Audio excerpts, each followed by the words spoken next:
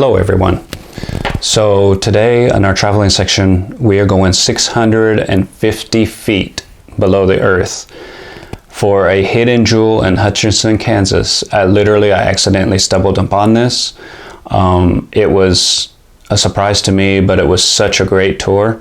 I did record the whole tour. I won't be showing it all to you because then what would be the point of you going?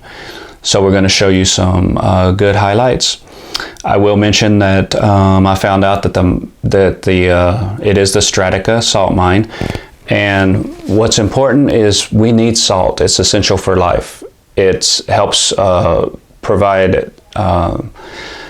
be able to provide electrolytes for your neurotransmitters, and it helps you for your blood flow and also for muscle contraction and relaxation, or literally it's essential part of life.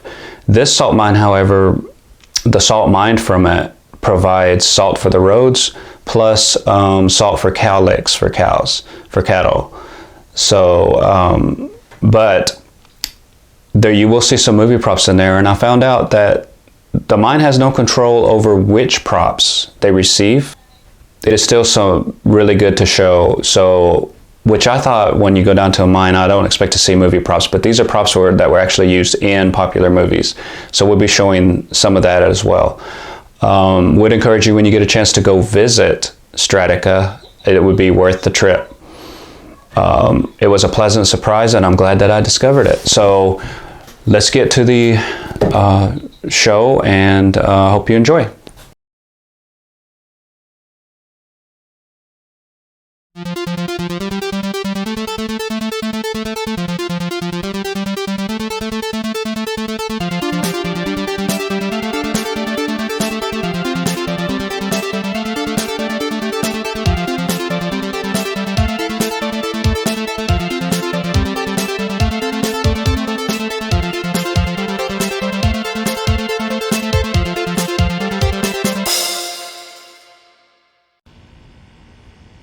Here we go, guys, in Hutchinson, Kansas.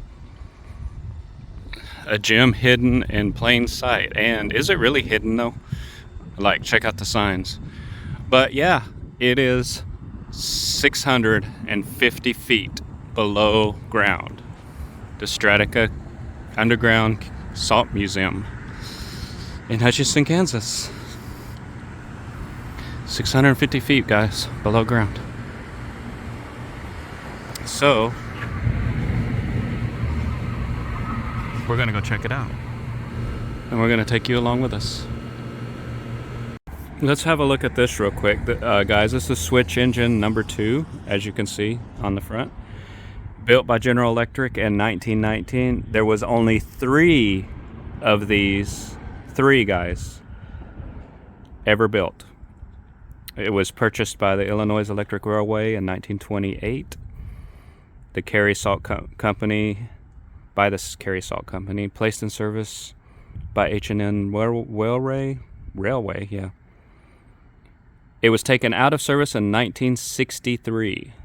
Sold for scrap, guys. They sold this for scrap. There's only 3 of them. They sold this for scrap to Midwest Iron and Metal Company here in Hutchinson in 1989. The metal company donated the locomotive to Hutchinson, the city of Hutchinson, for renovation and display. Out of the original 3 engines built, the whereabouts of only number 2 here and number 1 are known. Restored number 1 is currently on display in Paris, Perris, California. So they don't know where number 3 is. But it's a switching locomotive. Let's have a look at it. Get a piece of history here, guys.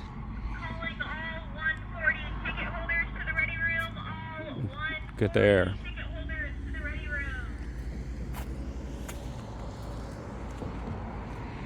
Number 2. They know where number 1 is. They know where number 2 here is. But can you believe this piece of history was sold for scrap metal? Really? Come on, guys. Why would you do that? Are you that hard up for money? Come on. But She's here in all her glory, at least.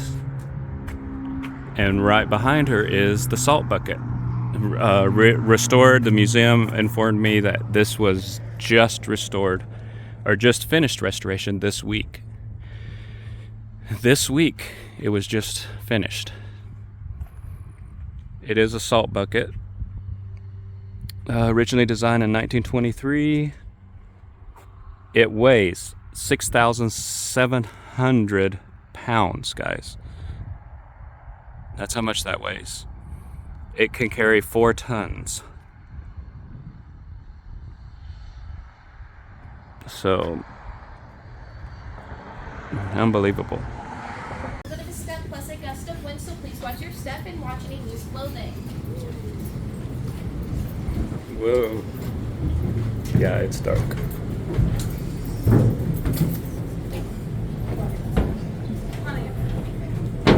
So we just exited.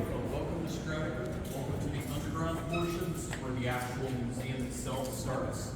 So where we're standing, we call this area the Permian. Now, Permian comes from the Permian period. That was about 275 million years ago, at least that's what geologists say. But at that time, there was a Permian Sea that sat right here. This sea had a lot of salt in it. Over time, the salt was deposited, and that's what you're seeing on the walls, is that salt. So this is the self-guided portion, so take your time, explore at your own pace, there's no rush. You'll start in here, you'll work your way that way. When you get to the end, there will be another blue hat like me, or a silver hat, that'll get you pointed off in the right direction, tell you what else you need to know and all that. But I'm gonna go ahead and let you guys go, and you guys have fun.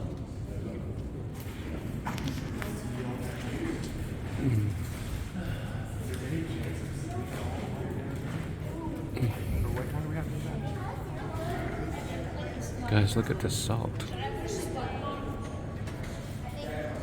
Look at that. Also, for the record, it is a constant 68 degrees down here year round, guys. Don't need heat, don't need AC. Ideally, living underground is the way to go. You just need ventilation for fresh air. Literally, that's all you need. The ceiling is just, it's beautiful down here, guys. It's nice. Feels good. Look at this. Oh, wow.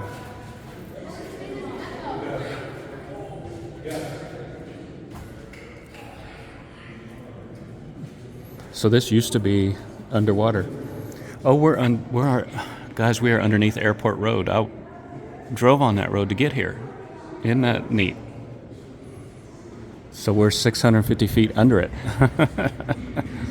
Oh my gosh, this is like a big, huge tunnel.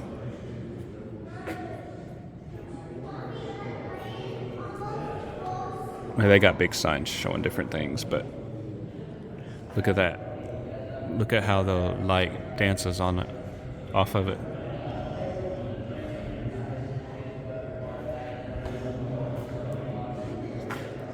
Yeah, it is really pretty down here. All right, let's see what else we got up here. So apparently, when miners were done mining a certain area, they would date it, and they would sign to show that they completed the project. And that is their motto, get her done.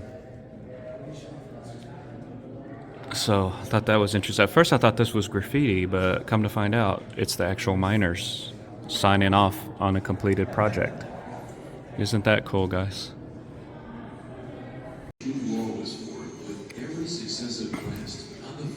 Looks like they mark where they need to cut or something, huh? This is called an undercutter. Does it not resemble a sawtooth bill shark? Doesn't that what it looks like? Do you think maybe, do you think maybe these miners might have been inspired by nature, you know? That is pretty cool.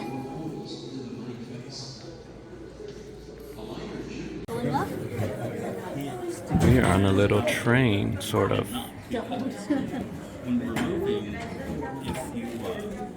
touch the walls, it might hurt you a lot.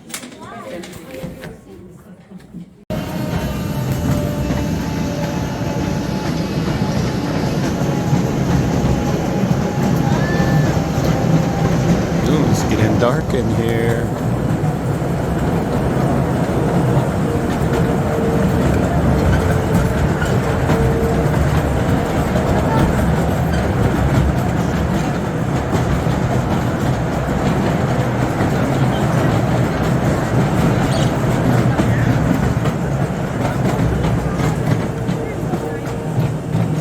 Oh, wow.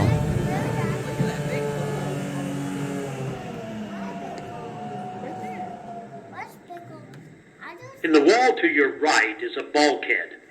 A bulkhead is what the miners call a wall that was used to direct airflow.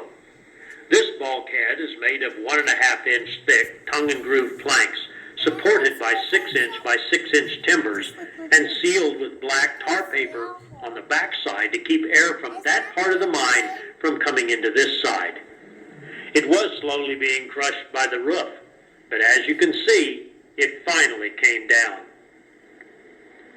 On the platform are a couple of two-thumbed gloves. In the 1940s, when this area was being mined, everyone conserved materials for the war effort. The miners would wear the gloves until they wore out the palms. Then they would wear them on the opposite hands, using the second set of thumbs until they wore out the backs of the gloves. Now, stories have been told that Mr. Carey, the owner of the Carey salt mine, was always after the miners to pick up their trash and not contaminate the salt. Well, apparently a miner rolled up these gloves and stuffed them in a blasting hole, because that's where we found them 60 years later when we opened this part of the museum. Now, if you look closely at the salt wall to the right, it appears there's another glove stuffed in a blasting hole.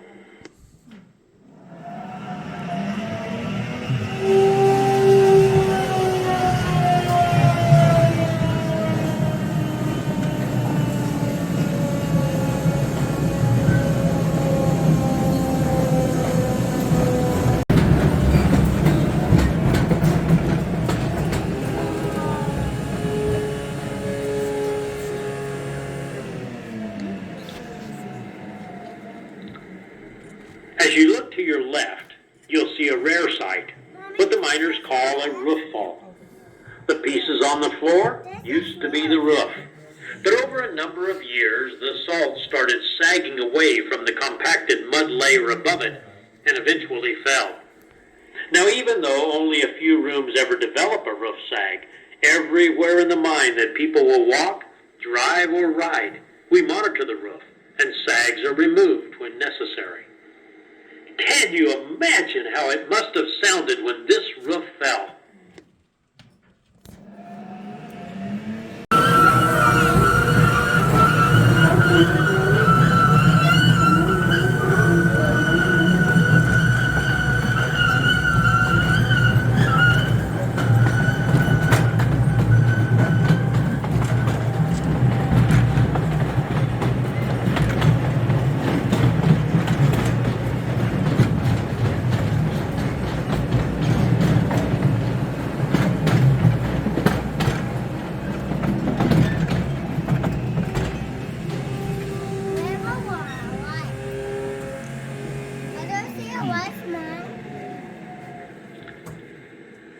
Everything that comes down in the mine stays in the mine. And if you look at the lit area, you'll see that this is even true of mining trash. Now, we know this area was mined in the 1940s and used as a break area in the 1950s.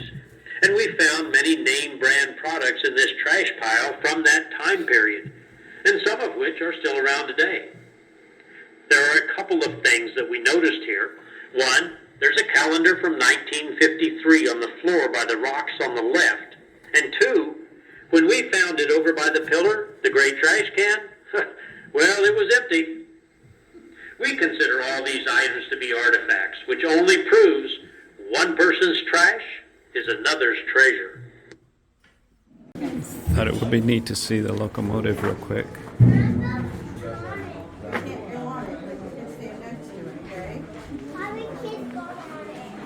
Isn't it cool? Modeled after an old steam engine from the 1800s. So guys, these are actual movie props. Like, these were actually used in the movie. I'm not sure what this has to do with salt, but this is Agent K's sunglasses. Tommy Lee Jones actually wore these in the movie. Double bar pistol. Do y'all remember this? The Inquirer. Items from Men in Black 2.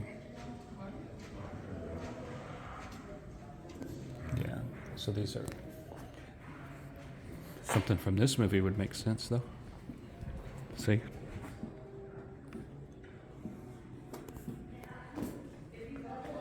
This was used in Troy. It was Achilles' shield. I mean, it is really cool. Really, it is cool to see this stuff, but this has nothing to do with why we're here. Nothing at all. Worn by Cameron Diaz and Charlie's Angels while driving in racing. So she wore that. If you saw this in person, it's not very big. Daily Planet. From Superman Returns. Cool. Giant with Rock Hudson and Elizabeth Taylor. Jet Rinks shirt. Prepared for James Dean. So he wore that, huh? It's too much reflections. Too many reflections, guys. Look. Wonka bars, guys, from Charlie and the Chocolate Factory. Isn't that cool?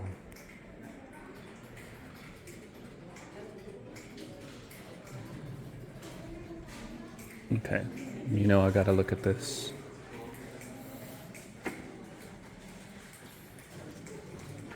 Biggest selling video game of all time.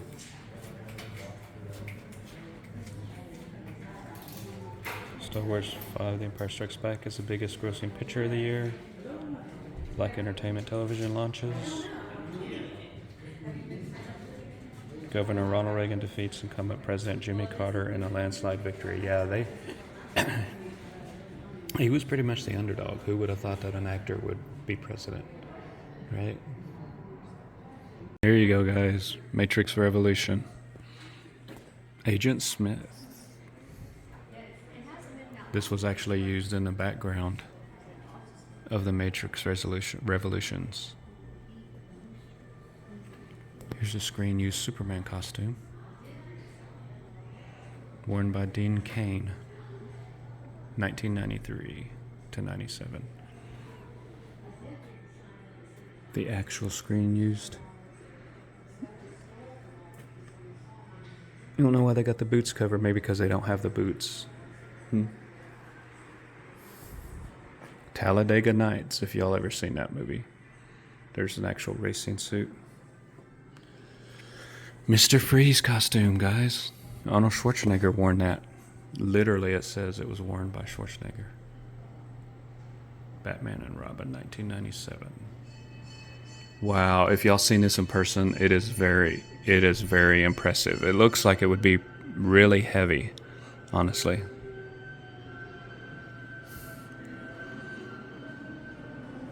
It does not look... Oh, wow. Yes, this is my style right here. Worn by George Clooney. Screen used Batman costume, guys. Wow. It's really, really cool. It is... I don't even know how to describe it. It is really neat. I just don't know what to say. It's hard to describe what the material looks like. It looks kind of like a cross between resin and plastic. It looks like this part is vinyl. That looks vinyl to me, or maybe it's leather, but highly doubt it. Now the cape, if you can see, it looks just like a regular cloth, kind of like a real light leather-like cloth. It is really cool. Ricky Bobby's costume or racing suit in Talladega Nights, worn by Matt Damon, right here. Worn by Matt Damon in Monuments Men, 2014. I have not seen that movie. I have not seen that at all.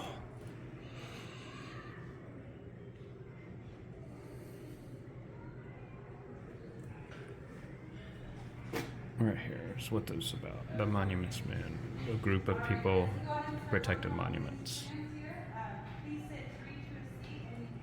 I will be your driver today. Before we head out, just be sure always keep your hands and feet inside at all times. Always stay seated. Just a reminder, always have that hard hat on.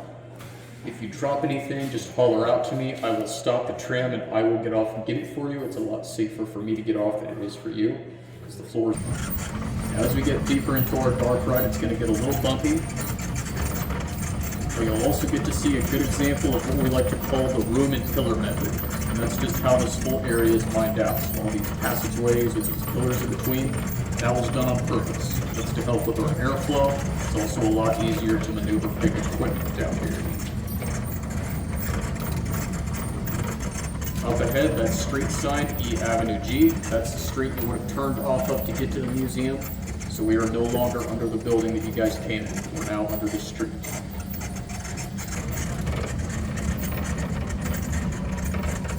Now there are two very important things that a miner has to have when they're underground. One of those things is light. Because when you don't have any light, you have what's called mine darkness. So nowadays we use electrical lights, but back in the day they used to use something called a carbide light. And those were basically like little open flames on the top of the head. Didn't give off as much light as a flashlight, but it was better than nothing.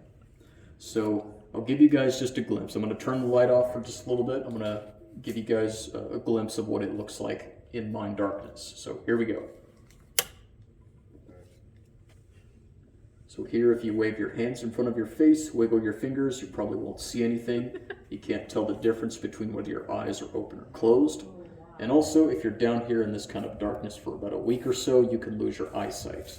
And then you can start to see things that are not really there, weird stuff. So, light is very important. In the meantime, we're going to go in between these two towers right here. Now, if you look up at the ceiling where the light is, you'll see some red salt.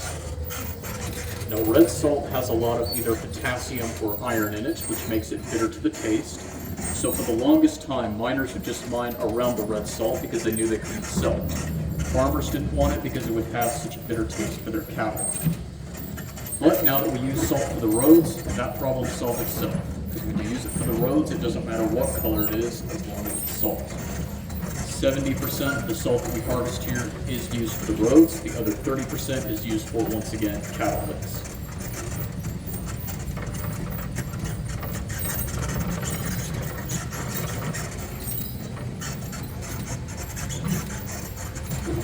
On the left, you'll see that same crystal pod we saw earlier. If you look closer at the pure salt, you can see there's a red line in there. That is red salt. Red salt and pure salt usually go hand in hand. If you find one of them somewhere, you're probably going to find the others somewhere close by. Now, the reason why you see that red salt kind of peeking through the pure salt is because the red salt that we just saw on the ceiling, that formation is actually big enough to where it's reaching over and it's touching this crystal pod. So it's pretty big. It's got quite the reach to it. Today, there are 3 companies that use this salt mine. One of them is the Hutchinson Salt Company. They actually own the salt mine. They bought the rights to it in the early 90s, and they've had it ever since. And then there's Strataca, the museum that we're touring with right now. And then there's Underground Vaults and Storage, or UVS for short. And they have their own little exhibit here in the museum. What they show in that exhibit is just a small taste of all the stuff that they store down here.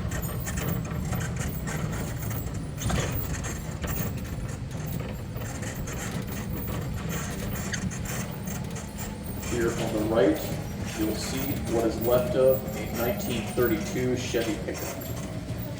Looks pretty rough, it's been down here for quite a while. Metal doesn't fare very well against salt.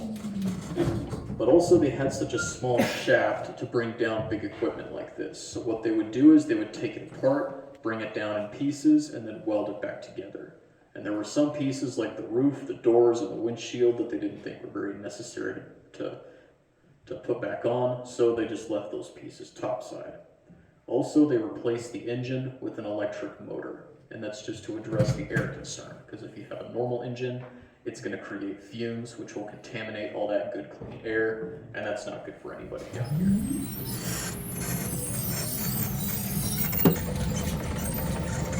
Now, occasionally the question does come up, well, how did they know that there was salt here in the first place? How did they know to dig for salt right here?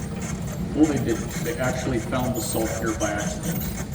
In 1886, there was a man, his name was Ben Blanchard. He came to this area, he bought up some land, and he also founded the town of South Hutchinson.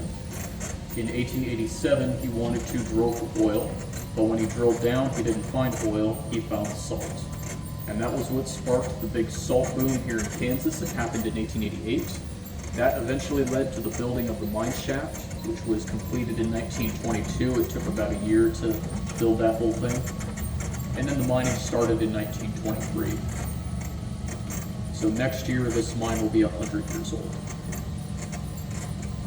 Now coming up on the right is our salt pile. This is the part where you guys get to get a piece of salt, but before you do, just a few things. When these lights turn on, they're on a 5-minute timer. So we got 5 minutes to get our pieces. You can get one piece or multiple pieces and put them in little bags that we have sitting on the table. Make sure these pieces are fist-sized or smaller, no bigger. And just be sure you do not climb on the salt pile. We don't want anybody to slip and fall. So you guys can go ahead, exit to your rope, and go get your salt piece. You have 5 minutes. Wow.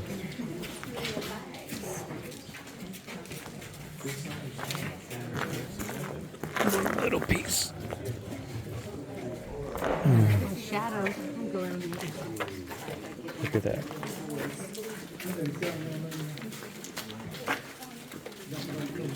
Look at little baggies. Little baggies.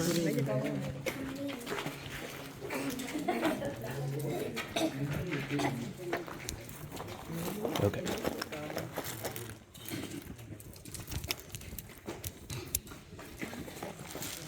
Little salt.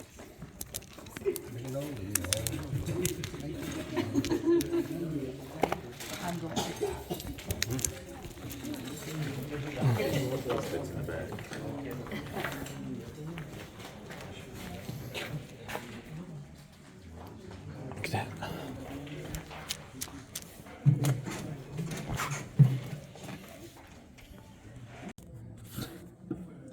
Okay, and here we go.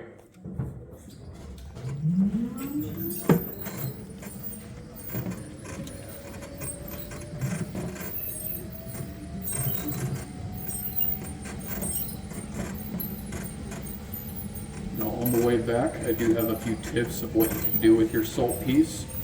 So first off, when you get home, you can rinse it in some cool water. That will get off the salt dust and the dirt. But only rinse it for about a couple seconds, because if you rinse it too long, then it's going to start to dissolve. And if you use warm water instead of cool water, it's going to dissolve it a lot faster.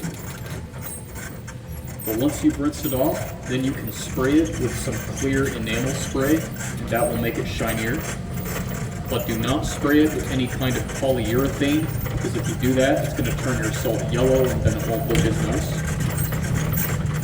If you want to keep your salt somewhere, I would personally recommend keeping it indoors on a plastic or glass surface. Those specifically because if you put it anywhere else, salt is weird, it likes to cause problems. If you leave it on a wood surface or on furniture, it's going to leave a mark that's really hard to get off. If you leave it anywhere outside, the wind and the rain will eventually erode it away. And and if you leave it on metal, it'll rust right through. So again, I would stick to indoors on plastic or glass. I've also heard people keeping their salt piece in a jar. That works too. And on the right, you'll see those yellow curtains over there. That is the event center. Now, we've hosted many different things here. We've had birthday parties, we've had reunions, business parties, meetings, and also a couple of weddings. As far as regular events go, we have our annual 5K, 10K, and bike ride. We have those down here in the mine. We lay out a route for them. And around a certain time of year, we also have Boy Scout groups that come down to do overnight events. They come down, they do some badge work, they earn their mining and geology badges, and then they stay the night. And then we also have our interactive dinner theater. We call it Murder in the Mine.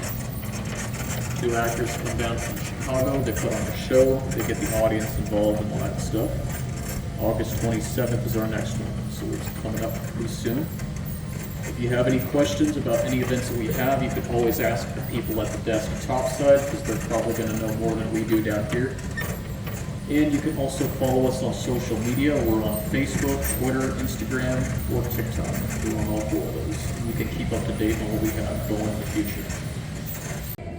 You guys saw the clock when we came in.